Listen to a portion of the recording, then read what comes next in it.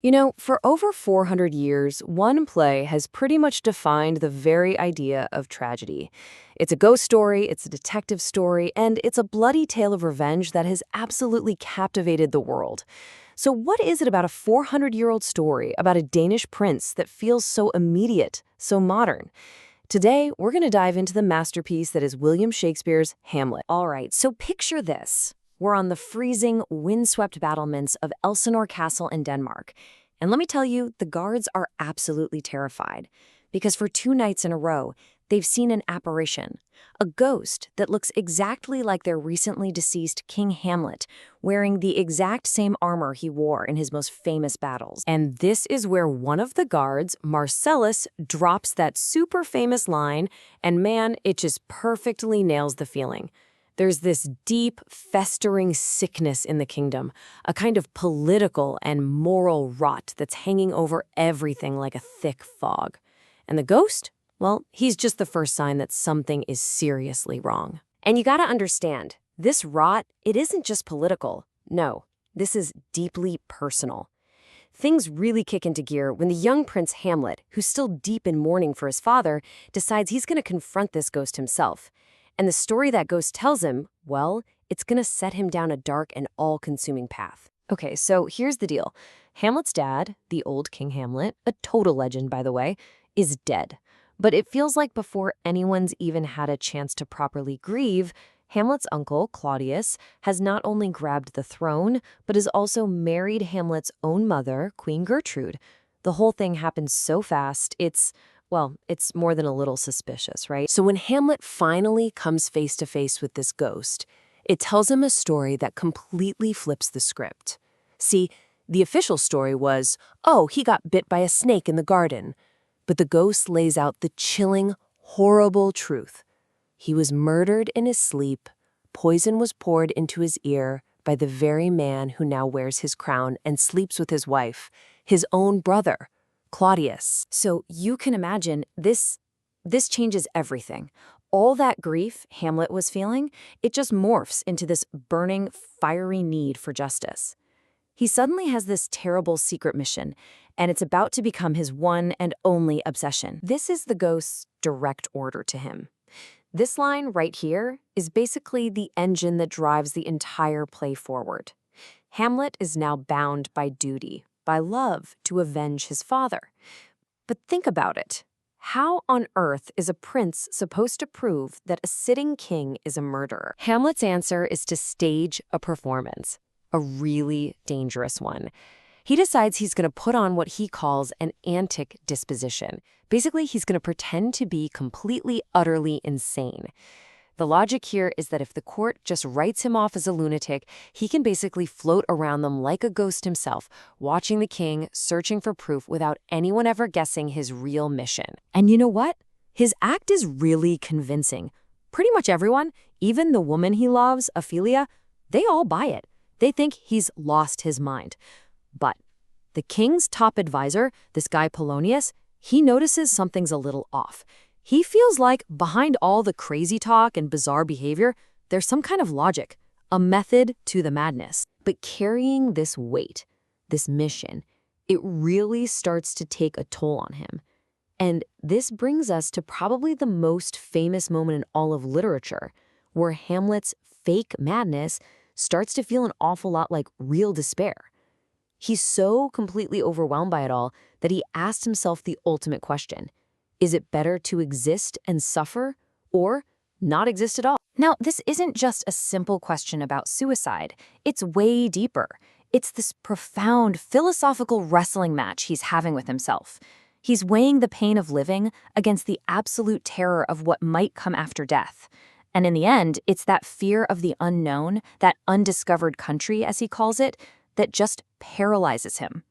And that right there, that's the heart of his famous inaction. Okay, so after all that heavy soul-searching, Hamlet finally decides to stop thinking and start doing. He comes up with this plan that is both brilliant and, honestly, super risky to get the proof he so desperately needs. And what's his weapon of choice? A theater troupe. Yeah, when a bunch of traveling actors just happen to show up at the castle, a light bulb goes off for Hamlet.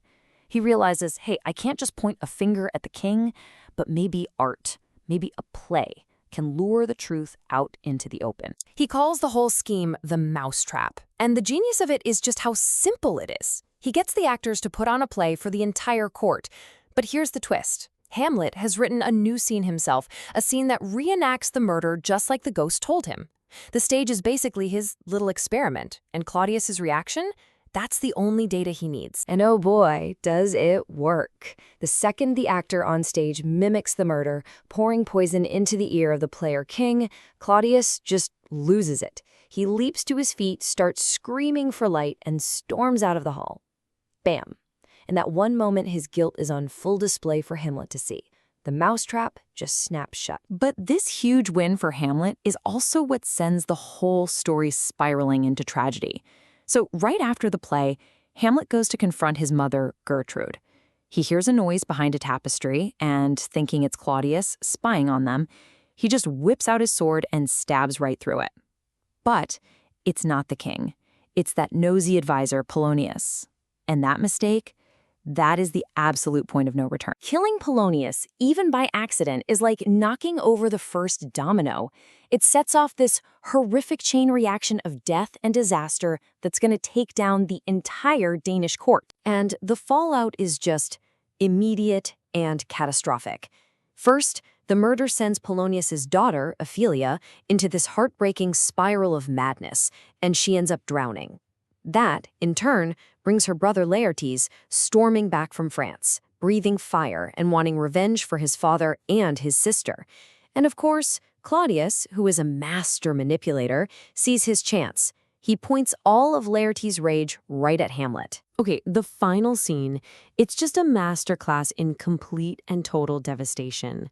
The plan is a rigged fencing match, but it goes wrong in almost every way imaginable. Queen Gertrude accidentally drinks a cup of poisoned wine that was meant for Hamlet. Laertes manages to wound Hamlet with a poisoned sword, but then in the scuffle, they swap swords. Now Hamlet has the poisoned blade, and he wounds Laertes back. As he's dying, Laertes confesses the whole plot, and with his last ounces of strength, Hamlet finally gets his revenge, forcing the poison down the king's throat before he collapses and dies himself. And then, silence. The stage is just littered with bodies. The entire royal family is gone. So after all that carnage, you have to ask, why? Why are we still obsessed with this story? What is it about this 400-year-old play that just haunts us? I mean, just think about that iconic image, right? Hamlet, holding the skull of Yorick, who was the court jester when he was a kid. And this scene, it's not really just about death. It's about what it means to be alive. He's staring right into the face of his own mortality and asking, what's left of us when we're gone? You know, our legacy, our memories. Does any of it even matter? And I think that's the secret.